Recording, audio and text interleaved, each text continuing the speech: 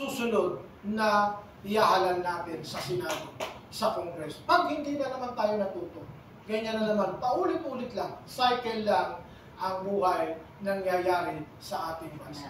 With that, tayo po lahat ay manalangin.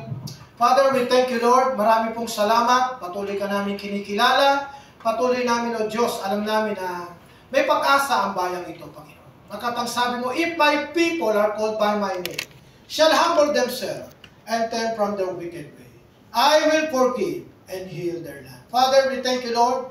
Maraming salamat po sa mga guide ng iyong mga salita na amin pong magagamit sa amin pong pang-araw-araw, lalo na po sa aming mga constituent, mga miyembro sa ng iglesia, na laging paalalahanan, O Diyos, na ang boto ay sagrado, isang dangal na dapat ingatan at dapat ipagmalaki. Marami pong salamat, O Diyos, sapagkat Ikaw ang pumipili ng mga namiminuno sa aming bayan. Thank you, Father. In Jesus' mighty name we pray.